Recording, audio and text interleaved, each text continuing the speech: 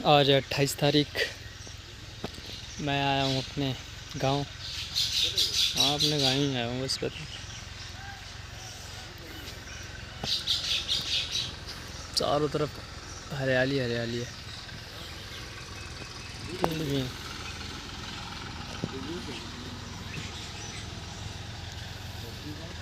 लोग हंस रहे हैं कि इसने ऐसे मोबाइल उठाया क्यों था। चलो मैं अपनी मम्मी से मिलाता हूँ तुम्हें। देखो,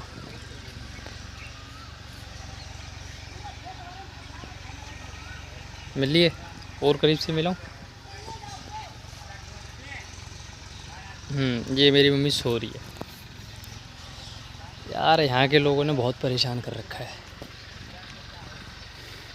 इतना परेशान कर रखा है कि बहुत ज़्यादा। ये हम शुरू से ही मैं अपने नाना के गांव में रह रहा था। वैसे दिल्ली में, लेकिन यहाँ मेरी मम्मी रहती थी। लेकिन यहाँ के कुछ दबंग लोग परेशान कर रहे हैं। ज़बरदस्ती उन्होंने हमारे खेत पे कब्जा कर लिया। थाने में जाते हैं तो वो थानेदार रिश्वत मांगता है और वो पैसे दे देता है भाई उसको, तो वो बच जाता है और हमें पकड़ के बैठा लेता है, आ जाओ जी। और उसने ज़बरदस्ती हमारी करीबन 150-200 पेड़ कटा दिए। और इसमें थानेदार भी मिला हुआ है। शिकायत करूँगा मैं, करी भी थी मैंने, लेकिन कोई सुनवाई नहीं हो रही। SHO के पास फ़ोन करता हूँ, वो सुनता नहीं है। DM के पास भी फ़ोन किया था मैंने, उसने भी नहीं सुनी। खेत के लिए तहसील में गया, उधर भी नहीं सुनी। कोई सुनवाई नहीं है। कोशिश है भाई जल्दी से सुनवाई हो, क्योंकि यहाँ मेरी मम्मी लगी हुई है। ये लकड़ी मुझे बिल्कुल नहीं कटने देनी, इसलिए मैं सुबह से आके यहाँ बैठा हूँ और लगातार 3-4 दिन से यहीं आ रहा हूँ मैं। क्योंकि जहाँ दूसरा खेत था वहाँ तो उन्होंने काट दिया, यहाँ नहीं कटने देनी मुझे। और जो दूसरी तरफ की जो हिस्सेदार हैं, जैसे मैं दिखा देता हूँ। जैसे ये मेरी मम्मी है, तो मम्मी की उस तरफ वाली जितनी भी लकड़ी हैं वो किसी दूसरे हिस्सेदार की हैं। तो वो कट वो अपनी कटवाएंगे। उनको भाई पैसे का लालच है, शायद इन लकड़ियाँ बेच के एक महल खड़ा कर सकते हैं वो, लेकिन मैं नहीं कर सकता।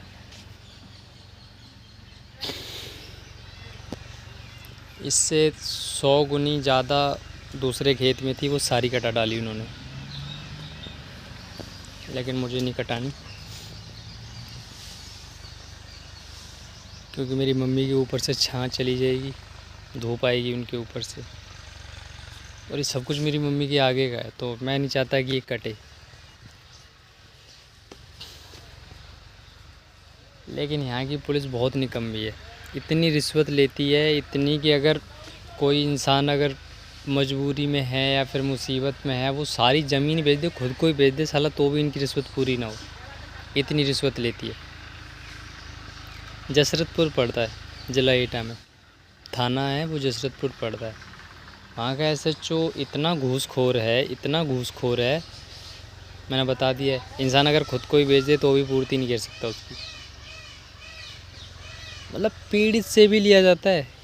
अब उसकी क्या गलती है कि उसके साथ जुर्म हुआ, इसलिए रहते उससे रिश्वत। अजीब बीमारी है। मैं शिकायत काफ़ी बार लेके गया हूँ, सुनवाई हो ही नहीं रही है।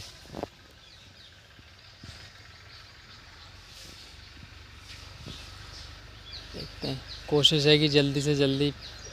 मैं सुबह से आके यहाँ पे बैठा हूँ ताकि वो लकड़ी वाला ज़बरदस्ती कहीं काट ना दे आके। उस लकड़ी वाले ने पैसे दे रखे हैं थाने में, उसे क्या मतलब, उसे तो बस आ रहा चलाना है, काट देगा बस, ख़त्म कहानी उसकी तो। लेकिन वो नहीं जानता कि हमारे लिए क्या महत्व रखती हैं लकड़ियाँ। और इसमें बीच में एक दलाल भी है, यहाँ के दबंग जी, तो वो ज़बरदस्ती कटवा रहा है ये लकड़ियाँ। और उसने हमारे खेत पे कब्जा भी कर रखा है ज़बरदस्ती। भैया जिसने कब्जा कर रखा है, नाम उसका अजीत है। वो मेरे नाना सो रहे हैं। नाना ही परेशान है, पिछले 1 हफ्ते से नाना परेशान है, क्योंकि नाना के साथ वो बदतमीजी करता है और ज़बरदस्ती उसने लकड़ियाँ काट ली सारी की सारी। अगर मैं वैसे लकड़ियों का तो कोई मोल है नहीं, लेकिन फिर भी मैं एक अगर अंदाज़न दूँ तो करीबन 5 से 6 लाख की लकड़ियाँ थीं, लेकिन उसने सिर्फ इनको 60,000 रुपये दिए इनके हिस्से में, और ज़बरदस्ती काट के लेके गया और ज़बरदस्ती इनके हाथ में थमा गया वो पैसे। और अब कह रहा है कि तुमने पहले पैसे लिए क्यों थे। लेके चला गया और सारी कटवा डाली। काटने वाले कम से कम 1 दर्जन से ज़्यादा थे लकड़ियाँ काटने वाले। अगर 1 दर्जन काटने वाले अगर लगेंगे लकड़ियों पे तो क्या हालत होगी। सारे पेड़ 2 मिनट में कट जाएंगे, मशीन से काट रहे थे।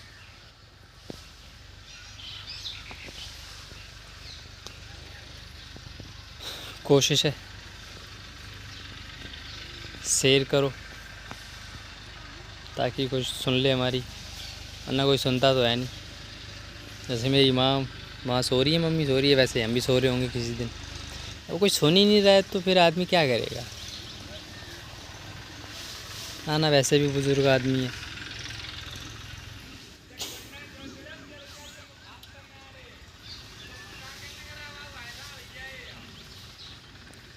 ये पीछे एक ट्रैक्टर चल रहा है, वही है इंसान जिसका नाम ले रहा था मैं, अजीत।